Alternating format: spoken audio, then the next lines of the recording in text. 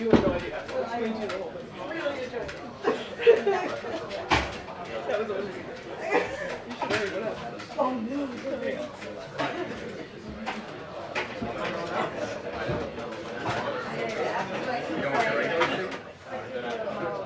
Need help?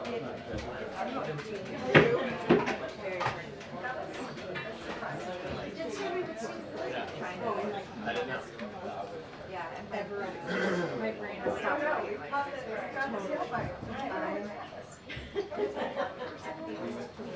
It'll never work again.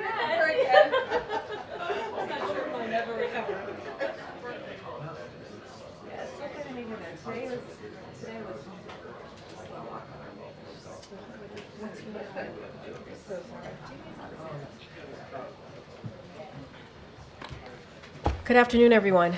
Good afternoon. So, it's a historic and important day. President Biden and his administration have secured a deal for Americans who were unjustly imprisoned in Russia. I know for a lot of reporters in this room, especially Wall Street Journal team, this is personal. And I know for the families of Paul, Evan, Alsu, and Vladimir, it's one of the best days of their lives. As President Biden said in his statement, as we celebrate the return of these brave Americans, we remember all those still wrongfully detained or held hostage around the world, and reaffirm our pledge to their families. We see you, we are with you, and we will never stop working to bring your loved ones home where they belong. And with that, I will turn it over to our National Security Advisor, Jake Sullivan. Thank you, Karine, and good afternoon, everyone. Today, as you've seen and heard from the President and from Karine, we've completed one of the largest and certainly the most complex exchange in history. And Paul Whelan, Evan Gershkovich, Alsu Kurmasheva, and Vladimir Kara-Murza, 3 American citizens and 1 American green card holder, are finally coming home. I had the honor and pleasure of joining the President this morning in the Oval Office as he shared the wonderful news with the families. And then together, they spoke with Paul, Evan, Alsu, and Vladimir, who were on the tarmac in Ankara with U.S. officials where the exchange happened. To say that everyone in the room was overjoyed, even at a loss for words, is an understatement. Since taking office, President Biden and Vice President Harris have made clear that they will not stop working until every American wrongfully detained or held hostage around the world is reunited with their family. As an administration, we're proud to celebrate the return home of over 70 such Americans from places around the world like Afghanistan, Burma, Gaza, Haiti, Iran, Russia, Venezuela, Rwanda, and elsewhere. Today's exchange is a feat of diplomacy that honestly could only be achieved by a leader like Joe Biden. At his direction, the professionals in our national security, foreign policy, and intelligence community worked tirelessly and relentlessly to secure the release of 16 individuals who were detained in Russia. The 3 American citizens, 1 American green card holder, 5 German citizens, and 7 Russian political prisoners in exchange for 8 individuals held in a combination of the United States, Germany, Norway, Slovenia, and Poland. The President was himself personally engaged in the diplomacy that brought this about, including multiple conversations with Chancellor Scholz, with the other leaders of the countries who provided some of the Russians as part of the exchange, and most recently, as has now been reported, calling the Prime Minister of Slovenia early in the afternoon of Sunday, July 21st, to coordinate the final arrangements, to make the final piece of this deal fall into place. There is no more singular or concrete demonstration that the alliances that the President has reinvigorated around the world matter to Americans, to the individual safety of Americans, and to the collective security of Americans. And we're deeply grateful to our allies who supported us in these complex negotiations to achieve this outcome. And while I'm standing at this podium, the President is reaching out to give personal thanks to the leaders of Germany, Poland, Slovenia, Norway, and Turkey. And honestly, guys, I can just say this was vintage Joe Biden, rallying American allies to save American citizens and Russian freedom fighters, and doing it with intricate statecraft, pulling his whole team together to drive this across the finish line. His goal has always been to put the families first, the families who are enduring an unimaginable ordeal. From the President on down, we've stayed in regular and routine touch with them. I spent a lot of time with the families of Evan and Paul and Alsu. And most of the time, as you can imagine, those are tough conversations. But not today. Today, excuse me. Today was a very good day. And we're going to build on it, drawing inspiration and continued courage from it for all of those who are held hostage or wrongfully detained around the world. And that includes Mark Fogel, who we are actively working to get his release from Russia as well. And there are others being held in Syria, Afghanistan, other countries around the world who we are working to get released. And just on a personal note, I want to say that this is the culmination of a monumental level of effort and level of skill by my teammates across the national security enterprise. My colleagues here at the NSC, my colleagues at the Central Intelligence Agency, my colleagues at the State Department. These are dedicated, talented professionals who are not in the headlines, who don't get to stand at a podium like this one. And it was at the President's direction that they built and pulled off the most intricate, expansive deal of its kind in memory. So they know who they are. I salute them. And every American should be proud to have those kind of people standing up on their behalf and on behalf of American security. While this has unfolded, we've been closely monitoring the events in the Middle East as well. Since October 7th, we have worked to deter and prevent escalation into a wider regional war. That risk has always been there. That risk is there now. And we are determined to engage in deterrence, defense, and de-escalation to try to ensure that we do not have a wider regional conflict or escalation that goes unchecked. So I'm happy to get more into that in response to your questions. And with that, I'll turn it over to you. Yeah. Thanks, Jake. Whose idea was it to try to go big and bring everyone home at once instead of going for a simpler one-for-one type deal, and why? That's a great question, which I don't feel entirely comfortable answering because this was an organic process involving a lot of people across our government. But what I will say is this. The President sat us down on a regular basis over the course of the detentions of Paul, Evan, and Alsu, and really pushed us to think about what configuration would actually work to make this happen. And it was through an iterative process of back and forth with various of the allies I mentioned, with engagements with our Russian counterparts, where we were making proposals, getting responses, that this all came together. And so I would say that if you had not had Joe Biden sitting in the Oval Office, I don't think this would have happened. But as I said in my remarks, there were a lot of other people who played a central role in building out the pieces of this and then executing on that. And the execution phase of this, to get this level of coordination together, to have those planes all land on the tarmac at the same time from multiple different countries with so many different individuals coming from Russia and going back to Russia, really extraordinary. And I think, you know, team effort can be a cliche, but I think in this case it's a warranted description of what happened. And was Alexei Navalny supposed to be a part of this deal before he died in prison? So we had been working with our partners on a deal that would have included Alexei Navalny, and unfortunately he died. In fact, on the very day that he died, I saw Evan's parents, and I told them that the President was determined to get this done, even in light of that tragic news, and that we were going to work day and night to get to this day. And so that work continued over the course of the past few months and culminated in today. Yeah. You've mentioned it a little bit, but can you describe and give us a little bit more color on that Oval Office conversation just before the president came out? Did all 4 Americans get to speak? Did each of the family members get to speak to their loved ones? Did the president tear up? Did you tear up? I saved my tearing up for this podium. Which, I would like to strike that from the record if we can either. I don't know if that's permitted, probably not. So the president invited the family members in at the moment that we received the word from the tarmac in Ankara that the exchange was complete. And he was able to give them the news directly that the exchange was in fact complete.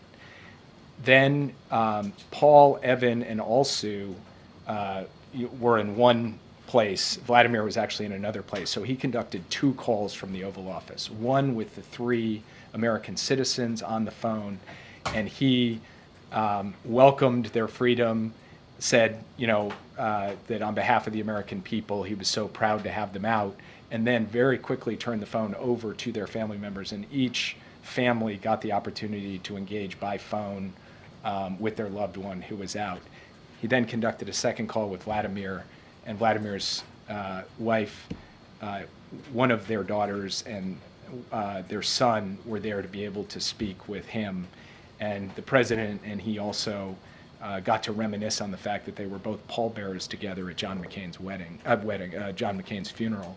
And so it was a kind of extraordinary personal exchange in the Oval Office. And the family members were both overwhelmed, of course, by the events of the day and also standing there in the presence of the U.S. president at the Resolute desk. So it was quite a moment. And can you talk about how the administration tries to make sure this doesn't incentivize more arrests of innocent Americans beyond what the president said, advising people not to go abroad in certain places, especially because you're looking at this inherent imbalance between releasing or between securing the release of innocent Americans in exchange for rightfully convicted criminals, including a murder? Look, it's a fair question. It's a question that we grapple with every time that we look at the hard decisions involved in one of these exchanges.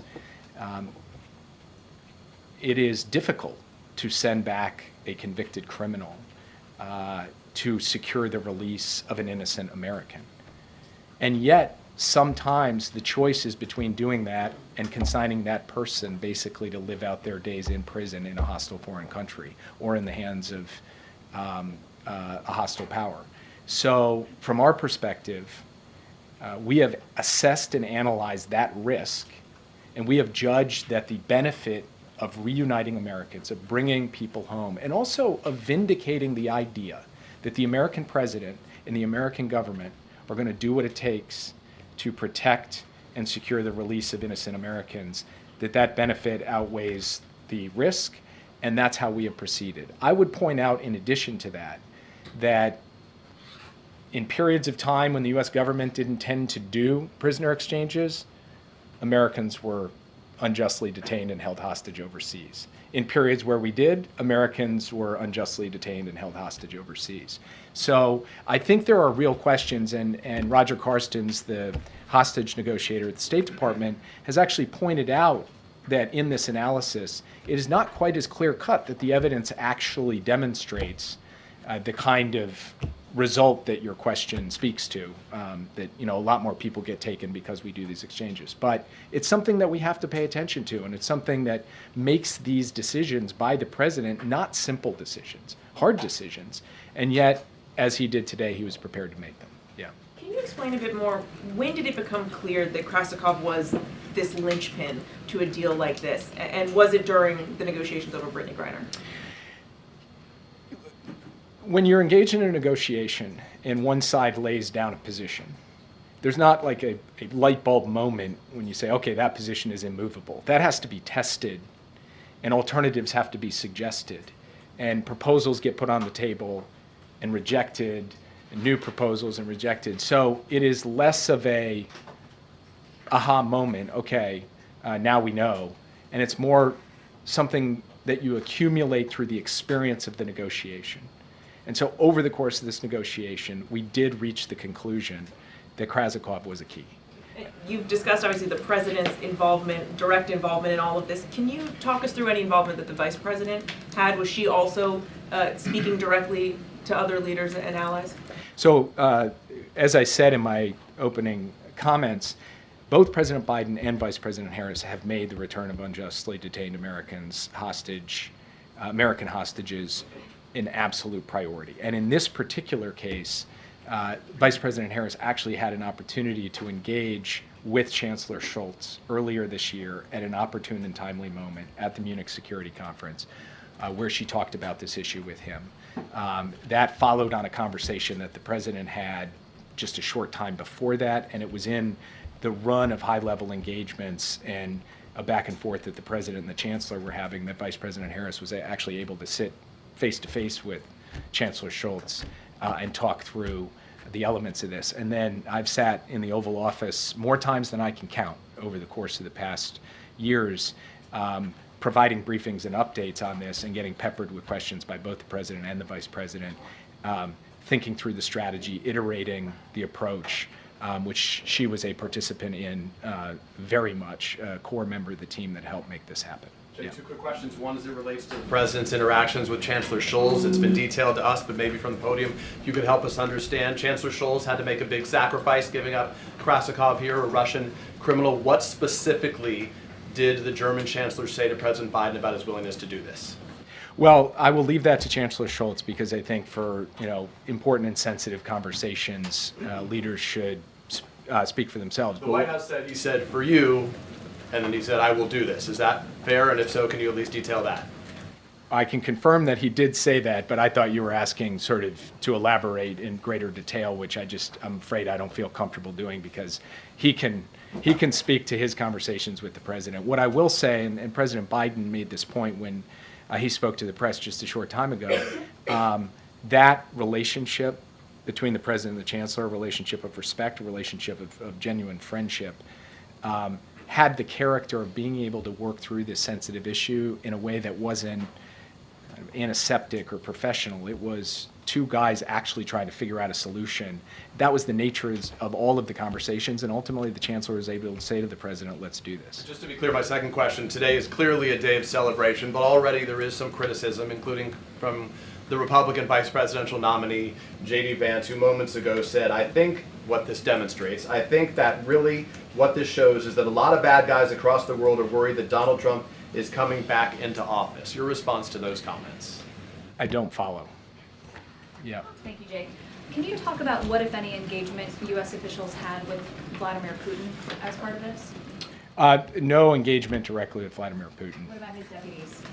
There was extensive engagement with Russian officials over the course of this. I'm not going to get into the details because those channels are sensitive and need to be protected for exactly this reason, because having those sensitive channels enables us to produce results like And then today. last week in the Oval Office, President Biden said that he remains committed to bringing Americans home during his final 6 months in office. How important was it for him to get this deal before leaving office? Honestly, I don't think he was thinking about it like, I got to get it before I leave office. He was thinking about it from the family's perspective, which is every day is a lost day. So I want to do this as rapidly as humanly possible. I want to push the pace on it because the longer that these Americans are held abroad, the greater the risk and the greater the pain. So for him, it was really important to do the deal, but less tied to his time in office and more tied to the power and responsibility he had and wanted to exercise to get this done as fast as he possibly could. Yeah. And I just want to follow up on this interaction with the Russians. I mean, does this in any way lay any groundwork for discussions about the war in Ukraine with the Ukrainians? I mean, just to sort of say, look, we've cooperated on this. Is there any path that this creates any sort of goodwill in terms of, creating more discussion? We do not see a link between the hostage negotiation or the detained persons negotiations and any potential diplomacy over the war in Ukraine. We see those as operating on separate tracks. One is really about the practical issue of producing this exchange. The other is a much more complex question where the Ukrainians will be in the lead and the United States will consult closely with all of our allies to support them when they are prepared to step forward and engage in those in that kind of diplomacy. Yep. Can I just follow up on, so we can't have you here and not ask you about what's happening and unfolding in the Middle East, and with Iran and with this, the killing of Hamia. Can you please just give us your assessment of how high the temperature really is and how great the risks are now of an all-out war or a bigger war? Just taking a step back, we have been laser focused on trying to prevent that wider war since October 7th. There have been moments that have required intensive effort to keep a lid on things. The risk has always been there, and the risk remains today.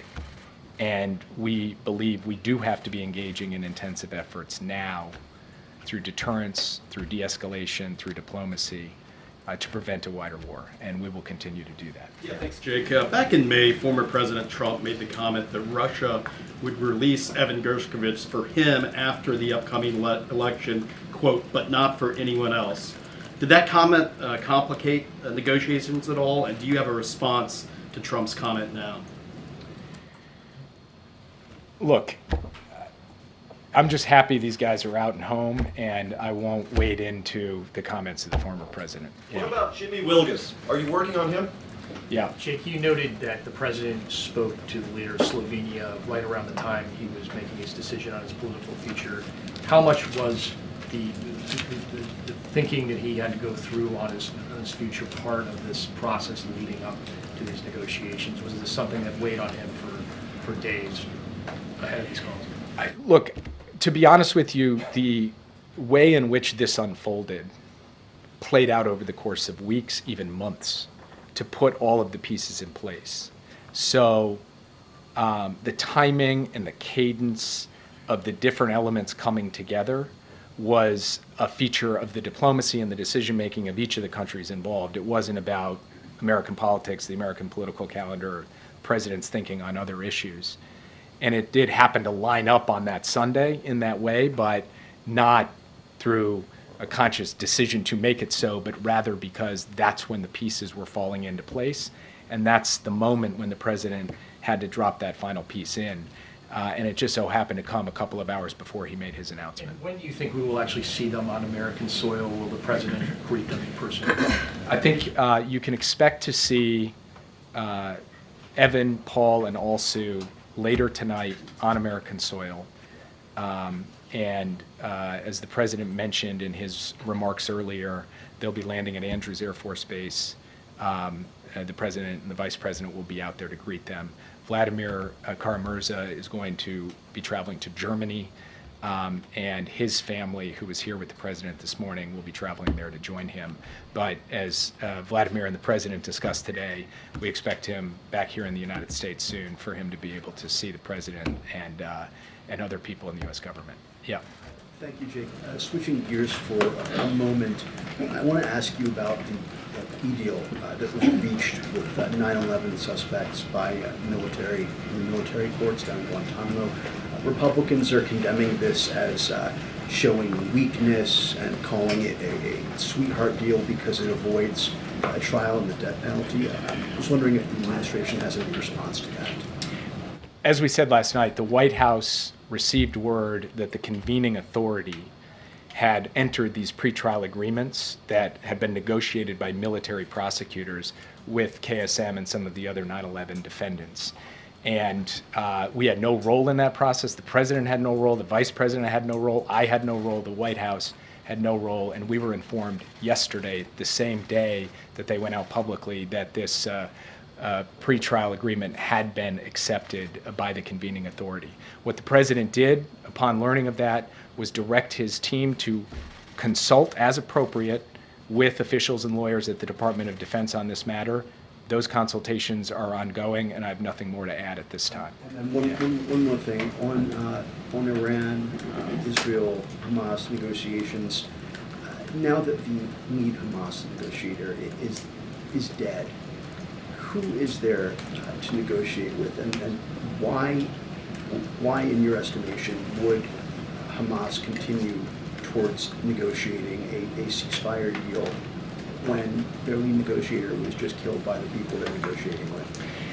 It is too soon to tell what the impact of his death will have on the negotiations, and so I'm not going to speculate on that, especially in light of the broader dynamics and set of events unfolding in the region right now. What I will say is this: the ceasefire and hostage deal is the pathway to ending this war. It is the pathway to getting all of the hostages home, including the American citizen hostages who are relentlessly focused on getting home, and we remain determined to get it done. Yeah. Did the president have a call today with Prime Minister Netanyahu, or is he having one? I believe the Israeli government has put out that they're having a call. We had not announced that yet, but in fact, the president is intending to speak with Prime Minister Netanyahu later today. They have not spoken yet. Yeah. And is the president going to express any displeasure about not having a heads up about the attack on the Hamas leader, or these other big things that have happened in the last few days with Israel taking countermeasures? So I'm not going to preview the president's message before he has a chance to speak directly to the prime minister, and then if I had to predict, I probably will be tight-lipped about the readout afterward. Yeah. Thanks, Jake. Just wondered if you could make clear for us, when was the actual moment when you really knew that this deal was going to be done and that it was sealed, or was that not really until today and you actually saw them, the released people on the tarmac in Ankara? We steadily gained confidence following the president's call on the 21st of July, but that confidence was always tempered by the reality that this was a fragile deal, a complex deal that could fall apart at any moment from multiple different directions. So we held our breath and crossed our fingers until just a couple hours ago. Yeah. Jake, I wanted to ask about arms control treaties. It seems like Russia's been backsliding when it comes to these deals. What is the update with that? Is there any progress with getting them to rejoin any of these treaties? No. The short answer is there is no progress. We have tried to engage, and I have publicly stated, and my colleagues have also laid out our view that there is an arms control agenda that's in the interests of the security of the United States, our allies, and frankly, global stability. And we have not seen reciprocity on the Russian side to engage in those discussions at this time.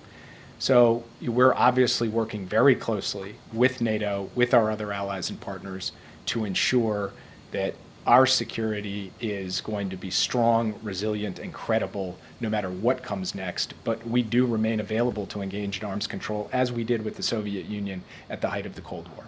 Last question. Yeah. Thank you, Jake.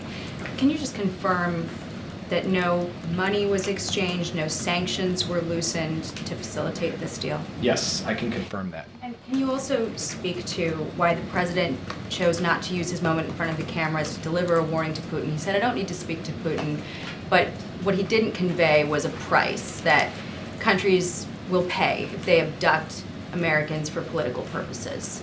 We have made clear through every conceivable channel, and the president has made clear publicly on repeated occasions over the last 2 years about the costs and consequences of aggression, of standing against United States interests, and of taking actions that we believe are unlawful and unjust.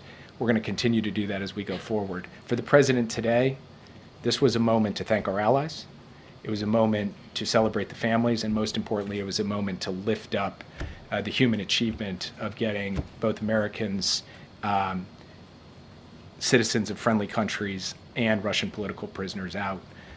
But as the president said, he doesn't need to talk to Putin for Putin to understand where the president stands. Thank you. What about Jimmy Wilgus? He's been there 8 years, Jake. Thank you, Jake. Thank you. 8 years. All right. As I mentioned at the top, this is an incredibly important day, monumentous day, and also an emotional day for the families, obviously, for the incredible team that I get to work with every day, national security team, and across the administration, and for this president. And so it's a good day. It's a really, really good day. And we should be really proud of what this administration has been able to do. Now these, these folks who are unjustly held now get to go home to their families and see their families and restart their lives. Okay. And a follow-up on the 9/11 plea deal, if I may. Does the president still plan to close Guantanamo Bay prison before he leaves office? And is there a realistic pathway to do that in the next 6 months? That's still something that the president wants to do and get done. As far as a timeline, don't have anything for you here, but obviously this is something that he wanted to be done under his administration. Just don't have anything else to read out or preview at this time, but it is something that he's determined to get done. And does he have a message to some of the 9/11 families who wanted to see a full trial, who wanted to see this kind of come to a fuller process? So look, this is basically what Jake said. This is something that we had no involvement in. He didn't have any involvement in. And so the White House played no role in this process. And the president directed his team to consult as appropriate with officials and lawyers and Department of Defense, obviously. You know, we have said this before. You know, we are, you know, our hearts go out to the families who lost loved ones on that day. And you know, the president on 9/11 has honored them every year, and the families who lost their loved one on that terrible day. And we remain committed, this administration remained committed to ensuring that the military commission process is fair and delivers justice to the victims, survivors, families, and those accused of crimes. And so that is certainly the president's continued commitment here. Donald Trump yesterday attacked, obviously, Kamala Harris's identity, said he didn't know she was black. You reacted to that yesterday, but I'm wondering if the president is aware of those comments and what he thought of it. The president's aware. I think he, just like myself and what I stated here and what the vice president stated as well, you know, I'll just reiterate what I said. It was repulsive, disrespectful, and insulting. And we believe, and you know, obviously we're not the campaign here, but we can speak more broadly, that generally that the American people deserve better. They deserve better. And real leaders do not tear people down. They don't question someone's identity. It's just more of the same, more of the lack of respect, and you know, it couldn't be more inappropriate. And he also believes that the American people deserve better. He deserves better. You have a president who has spent the last 4 years and more talking about unity, talking about respecting each other, talking about bringing people together. That's what this president believes. And you see that in any policy that he talks about, right? Whether it's the economy, healthcare, make sure that we respect each other, dignity. That is what the president is about. I'll leave it there. Yeah, Jackie. Thank you, Karine. Just hoping for a response to the 9/11 plea deal that spared the architects the death penalty. The New York City Firefighters Union put out a statement that said, "We are disgusted and disappointed that these 3 terrorists were given a plea deal and allowed to escape the ultimate justice, while each month 3 more heroes from the FDNY are dying from World Trade Center illnesses." Does the administration have a message for them? Look, our hearts go out. I mean, not much more than I can add to what you heard from the National Security Advisor and how I just answered the question to one of your colleagues. And I'll just reiterate, obviously our hearts go out to the families who lost a loved one. We didn't have a role in this. This was not something that we were involved in. And so we are determined to make sure that they get justice, these families get justice. I just don't have anything else to add to what the National Security Advisor just stated from here moments ago. And then on the vice president's presence tonight, is she going to be around for any of the evening when we expect the detainees to come back to the U.S.? Is she going to be part of this? Again, Jake Sullivan, National Security Advisor, just literally confirmed that she will be part of this when they land tonight at JBA, and so the president and the vice president will be there to greet them. So you just heard this from Jake Sullivan. And I wanted to follow up with Jake, but didn't have a chance. It sounded like he almost took a swipe at the vice president, said that if Joe Biden wasn't in the Oval Office, I don't think this would have happened. Was that a swipe at her relative inexperience, or some sort of. Oh, I see what you're saying. They're partners in this. Joe Biden and the vice president are partners in this. You heard him say that the vice president played a critical role in this diplomacy at a number of key moments.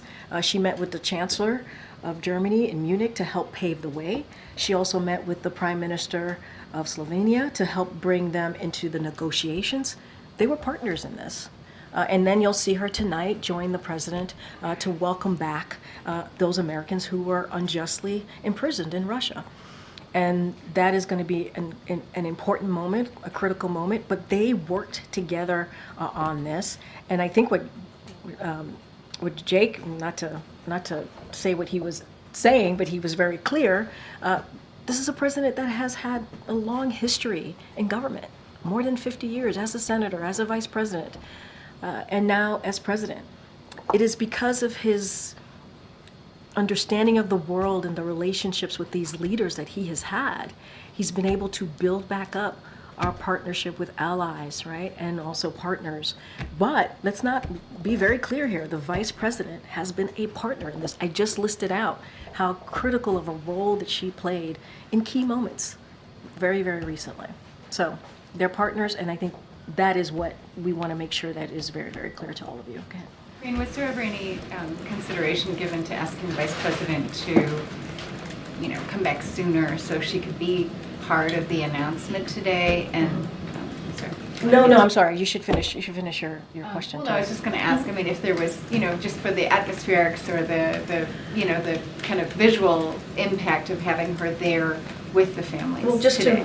just to reiterate, she played a key role here, a critical role during some key moments, as I just listed out. But I will remind you that she was at a funeral in Houston this morning. She was speaking at a funeral for the late Congresswoman there in Texas, and that was also, as you know, when you're president and even vice president, you play multiple roles here. And so she'll be coming back today, if she's not back already, and she'll be joining the president and the families as they get to welcome their loved one back from after being unjustly imprisoned in Russia. I just have one more question about the 9/11 plea deal. Can you say from where you sit now whether you think the death penalty would have been an appropriate end, or is that a sort of a matter of principle for you, for the people at the White House, and for President Biden in particular? As you know, the president's been always very clear about the death penalty. I don't have anything else to add. This is something that we learned about yesterday. This is something that the convening authority for military commissions made, an independent decision. They made an independent decision. We were not involved. I don't want to get into like specifics on this because we're just not involved at all in this process. And so I'll just be careful here and just leave it there. Okay. Did the president or anyone in the administration speak to the family of Mark Vogel today, to your knowledge? That's a good question. I don't have anything to read out about a particular conversation with the family of Mark Vogel. As you know, our team here have been in regular touch of many of the families who have loved ones who have been detained. I don't have anything at this time to read out with Mark Vogel specifically, but we are continued to be committed. You heard Jake speak to this at the top when he was delivering his remarks to getting Americans home. With each of these exchanges, it is our goal to secure release of as many as Americans as we can. That is the goal every time we get into these negotiations, and we're always very careful. We do not do these in public, obviously, and at every step in this process, starting all the way back when we sought the release of Paul Whelan and Brittany Griner, we also sought to release Mark Vogel, as well, as you heard from Jake Sullivan. We are actively continuing to do so and are engaged in active discussion on how we can get to that, how we can get to a path to get him home. Don't have anything to read out on a recent conversation with their family, On a with his separate family. topic, the Federal Reserve yesterday signaled that it could cut interest rates for the first time since the pandemic. Does the White House believe that's a good idea? Not going to comment on any monetary policy decisions or potential decisions by the Federal Reserve. They are independent. We respect that, and so I'm not going to comment on that. Okay. Just to circle back, Jake did make the point that he believed that this wouldn't have happened if the president wasn't the one in the Oval negotiating. So can you tell us a little bit more about how he's thinking about this very clear work to seal up his legacy, and balancing that with having to support the vice president, campaign for her even, and see her as and treat her as a partner in a subject where he clearly has, a lot more experience. I'm not denying that Jake said that. Obviously, I'm reveal some of his thinking about how he's got to balance this. I think you have to look at this in separate pieces, right? The president has been president for some time. I used to say this all the time: with age comes experience, right? And I think that's important to note. And he's had relationships with many of these leaders that are currently, out there in this present time, in present day. What I also want to state is that the vice president has been vice president for 3.5 years.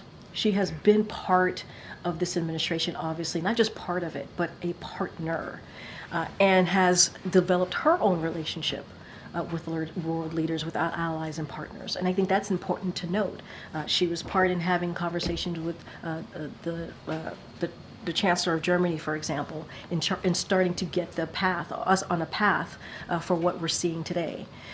And so obviously we feel that she's immensely qualified. That's why the president endorsed her. That's why she is certainly a partner to him, but also is doing her part in the next, being careful here, in the next 4 months. So I'll leave it there. But look, they are partners. They talk regularly. I would say they've learned from each other, right, with this partnership over the 3.5 years. But this is also a vice president who's been a senator, who's been an attorney general, again, a vice president for almost 4 years, and has been in conversation, in critical, important conversations that matter to the American people pretty regularly with the president, having her by the president's side. And I think that matters. And that's important. Go ahead, Karen. Karine, can you tell us about the condition of Evan, Paul, Alsu, and Vladimir? How is their health, and did that come up when they had those phone calls in your office? I'm not going to get into details or into specifics or speak about their health. Obviously, they will be landing here in short order in a couple of hours, so you all will be able to see, at least you'll see them for yourselves, but I'm not going to speak to their health from here, not from this podium. Described that they've gone through a lot. Did they They talk have. to... They were imprisoned, Yeah. unjustly so. Did they talk about that in their phone call to the Oval Office? I'm not going to get into further details to what the National Security Advisor shared here today. I'm pretty sure that when the time permits, they will, I'm sure, at some point, if they wish to, they'll speak for themselves. Get it. Yeah, thanks, Karine. So Germany got 12 citizens back on this. Were they negotiating with the Russians, and was this two negotiations that merged, or did this generate out of the U.S., talking about the U.S. prisoners? Look, I think we've laid out in pretty detail on how this occurred. Obviously, the U.S. played a leading role in this, and we are certainly very grateful to our allies that worked with us on this. Obviously, I talked about Germany, Slovenia, and so I don't have anything beyond what we've already shared with you on this. I don't want to get into specifics or details. We have already shared how this came about. Look, this is an important day. And truly, as I've been asked a couple times, because of this president's leadership, we have been able to get this done. We have been able to get home about 70 Americans who were unjustly imprisoned and held in the last 3.5 years. That's because this president has shown his commitment, and the vice president has shown their commitment on doing that. And I think it sends, today and many other days that we've been able to get this done, it sends a message to the American people that we will put them first, always, as it relates to foreign policy, national security, making sure that we are getting Americans home. And I'll leave it there. Are there going to be any events here at the White House with the prisoners, the American prisoners who are coming back? I know we're going to Andrews. No, I hear you. I can't speak to anything this evening. I mean, obviously they're going to be landing here this evening, and they're going to, my guess is, they're going to want to see their families, hold their families, hug their families. It's been a long journey for them, not just getting home, but these past couple of years. That is my guess, is that's what they're going to want to do. This is an emotional day. This is an emotional day. And it's a good day. We should be really, really proud of what this administration has been able to do. Don't have anything beyond that. Yeah, Garen. Congresswoman Sheila Jackson Lee is being Yep. arrested in Houston, and one of her signature bills in Congress was H.R. 40, which, as you know, would create a commission to study the issue of reparations for African Americans. She took up that mantle from Congressman, the late John Conyers, and after more than 30 years of this bill being introduced, Congress has yet to be able to pass this bill. And as a result, Congresswoman Jackson Lee, when she was still alive, she urged, along with advocates for President Biden, to take executive action. Though the White House has repeatedly said that the president's position is that it should happen through Congress, I do wonder, given with only 6 months left of his administration and to honor her legacy, whether the president is more amenable to taking executive action, especially given the fact that he announced those Supreme Court reforms that came from a similar commission. Look, Congresswoman Sheila Jackson Lee, who the president had an opportunity to go to Houston earlier this week to meet with her family, to offer up his condolences in person, and you saw the statement that he put out after we learned of her passing. She was a hero. She was beloved, obviously, by the people in Texas and Houston and the community that she represented, but also beyond that. Certainly her colleagues in the Congressional Black Caucus and in Congress more broadly. And we lift her up and we honor her, not just through legislative action, but obviously honor the work that she has been able to do and what she has meant to so many. As far as the commission, the president has not changed where he is. He wants to see, he believes there should be a commission, and he does believe it should be a legislative process. Obviously, we think it's important. We want to help in any way to get that legislation done, but I just don't have anything else to add beyond that. Thank you, Karine. Can you talk about the support from Turkey this morning? In the briefing, Jake Sullivan mentioned that Turkey provided logistical support, but what we're hearing now is that they are coordinating the exchange. Is that an accurate description? And also, did the U.S. give the Turkish government anything in return for their support? So look, this was a big effort, as I mentioned before, and I was answering a question from one of your colleagues. It took our partners and allies to get this done, and we appreciate every effort that was done by them. Obviously, I think Jake was also asked if there was a phone call made recently to Erdogan. Obviously, I don't have anything to read out at this time, but it was, and they did offer technical support, as you know. I don't have anything beyond that to share, but we are very grateful for the role that they have been able to play to get Americans home today. And so I just don't have anything beyond of what we've already been able to share. Give us an update on American journalist Austin Tice that's held in Syria. And also just beyond that, I mean, obviously our network, we're very grateful and relieved that also is freed. But there are other journalists in our network and who may not be Americans. You know, we have colleagues held in Belarus, in Russian-occupied Crimea, in Myanmar, families of Uyghur journalists held by China. Again, these are not American journalists, but would the White House be able to say a position on their team? So look, I'm not going to go by person and take a position, but the president's been very clear on the importance of the freedom of the press, of the importance of journalists being allowed to do the work that they should be doing, right? Being able to report and see, what is happening on the ground wherever they are and reporting and making sure they are freely able to do that. And the president has those tough conversations with leaders that he meets privately, and we've been very clear publicly about supporting journalists and the work that they do and being able to do that work freely and not be intimidated and without violence. And so that's something that we're going to continue to be very, very clear about. You just listed out a bunch of names. I don't want to go point by point on these names, but more broadly, we believe in the freedom of the press. This is important to us. We believe it's part of our democracy, and we want to see, not just here, it's important to see that obviously across the world. Austin ties? I don't have anything specific for you at this time. When it comes to Americans being unjustly held, wrongfully detained, as you have seen from this president in the last 3.5 years, he's going to do everything that he can. I think today is a perfect example. Bringing home 70 Americans over the last 3.5 years is a perfect example of this president being committed to bringing home Americans who have been unjustly held. I think I'm going to have to wrap it up pretty soon. Go ahead, John. Thanks a lot, Karine. When the president announced 2 Sundays ago that he's withdrawing from the race, that he's not running for another term, there were some that described him as a lame duck president.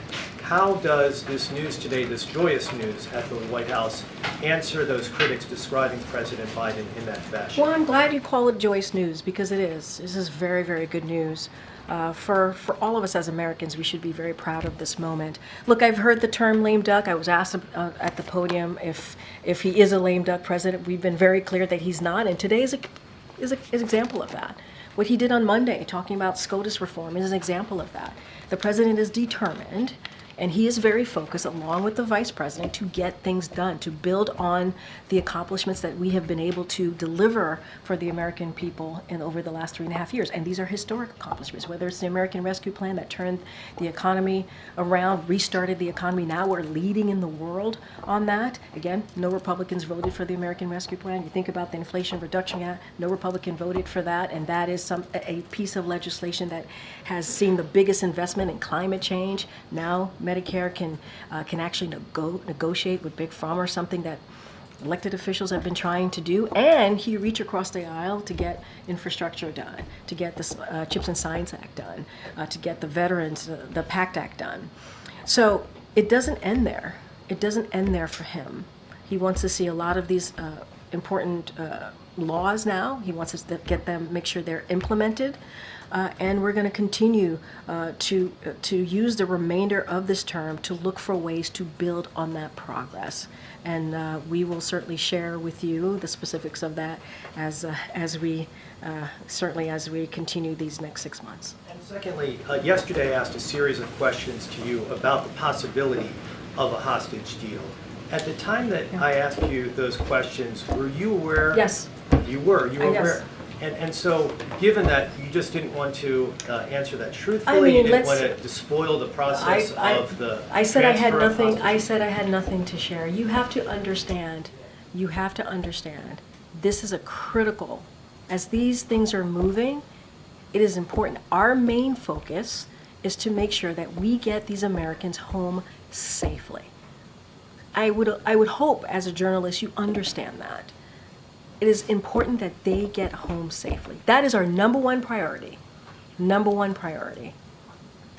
And now that they are on their way home, the families were here. The families, the president, the vice president will get to greet these Americans when they land here tonight. This is a huge, huge, monumentous day, emotional day. And it is important. That is our goal, to make sure that they get home safely. All right, thanks everybody. Thank you.